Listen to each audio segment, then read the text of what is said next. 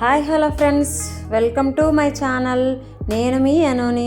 ఎలా ఉన్నారు ఫ్రెండ్స్ మీరందరూ? నేనైతే చాలా హ్యాపీగా ఉన్నాను. మీరు కూడా చాలా హ్యాపీగా ఉండాలని మనస్ఫూర్తిగా కోరుకుంటున్నాను ఫ్రెండ్స్. వీడియో చివరిలో ఒక లైక్ అయితే ఇవ్వండి ఫ్రెండ్స్. ఫస్ట్ టైం నా వీడియో చూడడానికి వచ్చేసారు కదా ఫ్రెండ్స్, ప్లీజ్ సబ్స్క్రైబ్ చేసుకొని చూడండి ఫ్రెండ్స్. మంచి వీడియోలు అయితే మీకు నోటిఫికేషన్స్ రూపంలో వస్తాయి ఫ్రెండ్స్. ఈరోజు వీడియోలో ప్రతిరోజు నిమ్మకాయ రసం తాగే వాళ్ళు చాలామందే ఉంటారు. మరి దాని వలన బరువు తగ్గుతామా లేదా అనే అసలు నిజాన్ని ఈ వీడియోలో మీకు తెలియజేయాలనుకుంటున్నాను ఫ్రెండ్స్.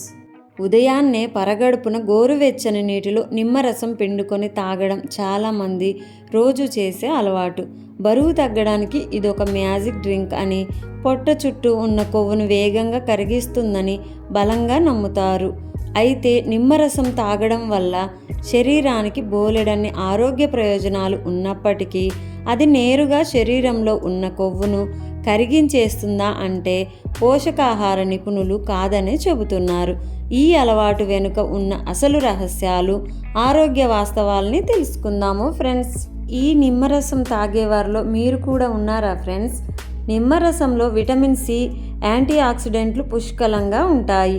ఇవి శరీరంలో రోగనిరోధక శక్తిని పెంచడంతో పాటు చర్మాన్ని ఆరోగ్యంగా ఉంచడానికి తోడ్పడతాయట.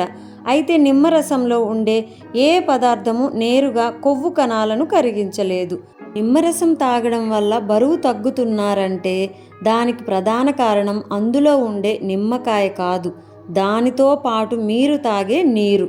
శరీరానికి తగినంత నీరు అందడం వల్ల జీవక్రియ వేగవంతమై క్యాలరీలు ఖర్చవుతాయట. చాలామంది ఉదయాన్నే అధిక క్యాలరీలు ఉండే టీ, కాఫీలు లేదా తీపి పానీయాలకు బదులుగా తక్కువ క్యాలరీలు ఉండే నిమ్మరసాన్ని ఎంచుకుంటారు. ఒక గ్లాసు నిమ్మరసంలో కేవలం 10 నుంచి 15 క్యాలరీలు మాత్రమే ఉంటాయి. అధిక క్యాలరీల పానీయాలను దీనితో రీప్లేస్ చేయడం వల్ల రోజువారీ క్యాలరీల పరిమాణం తగ్గి పరోక్షంగా బరువు తగ్గడానికి మార్గం చూపుతుంది. అంటే ఇది కేవలం క్యాలరీ మేనేజ్మెంట్లో మాత్రమే సహాయపడుతుంది. అదేవిధంగా జీవక్రియను మెరుగుపరచడంలో నిమ్మరసం కీలక పాత్ర పోషిస్తుంది. జీర్ణ వ్యవస్థ సరిగ్గా పనిచేసినప్పుడు కడుపు ఉబ్బరం, మలబద్ధకం వంటి సమస్యలు తగ్గుతాయి.